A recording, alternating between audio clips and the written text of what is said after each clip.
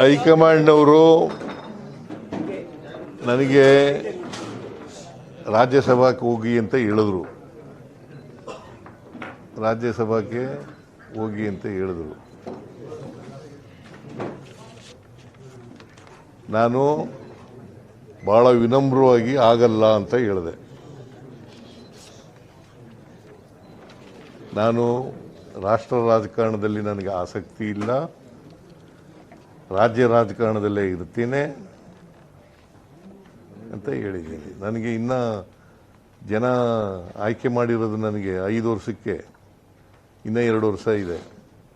ಅಲ್ಲಿವರೆಗೆ ಕರ್ನಾಟಕದ ಜನಗಳ ಪರವಾಗಿ ಮತ್ತು ನಮ್ಮ ಕ್ಷೇತ್ರದ ಜನಗಳ ಪರವಾಗಿ ಮುಂದಿನ ರಾಜಕೀಯ ಪಯಣದಲ್ಲಿ ನಿಮ್ಮ ಪಾತ್ರ ಹೇಗಿರುತ್ತೆ?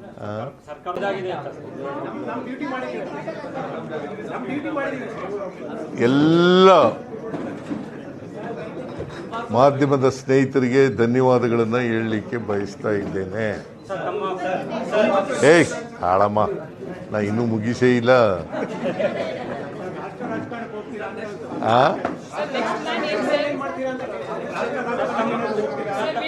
ಈಗ ಹೈಕಮಾಂಡ್ನವರು ನನಗೆ ರಾಜ್ಯಸಭಾಕ್ಕೆ ಹೋಗಿ ಅಂತ ಹೇಳಿದ್ರು. ರಾಜ್ಯಸಭಾಕ್ಕೆ ಹೋಗಿ ಅಂತ ಹೇಳಿದ್ರು. ನಾನು ಭಾಳ ವಿನಮ್ರವಾಗಿ ಆಗಲ್ಲ ಅಂತ ಹೇಳಿದೆ. ನಾನು ರಾಷ್ಟ್ರ ರಾಜಕಾರಣದಲ್ಲಿ ನನಗೆ ಆಸಕ್ತಿ ಇಲ್ಲ, ರಾಜ್ಯ ರಾಜಕಾರಣದಲ್ಲೇ ಇರ್ತೀನಿ ಅಂತ ಹೇಳಿದ್ದೀನಿ. ನನಗೆ ಇನ್ನು ಜನ ಆಯ್ಕೆ ಮಾಡಿರೋದು ನನಗೆ 5 ವರ್ಷಕ್ಕೆ, ಇನ್ನೂ 2 ವರ್ಷ ಇದೆ. ಅಲ್ಲಿವರೆಗೆ ಕರ್ನಾಟಕದ ಜನಗಳ ಪರವಾಗಿ ಮತ್ತು ನಮ್ಮ ಕ್ಷೇತ್ರದ ಜನಗಳ ಪರವಾಗಿ ಮುಂದಿನ ರಾಜಕೀಯ ಪಯಣದಲ್ಲಿ ನಿಮ್ಮ ಪಾತ್ರ ಹೇಗಿರುತ್ತೆ? ಸರ್ಕಾರದ ವಿಚಾರದ ಸಂದರ್ಭದಲ್ಲಿ ನಾನು ಈಗಾಗಲೇ ಹೇಳಿದ್ದೀನಿ, I will continue in active politics.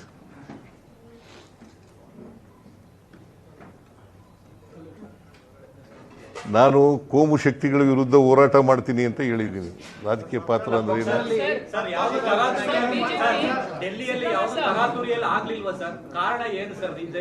ಏನು?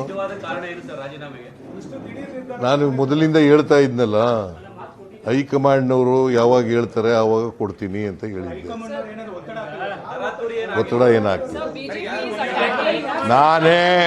ನಾನೇ ಸ್ವಯಂ ಪ್ರೇರಿತನಾಗಿ ಅವ್ರು ಹೇಳಿದ ತಕ್ಷಣ ಕೊಟ್ಟಿದ್ದೇನೆ.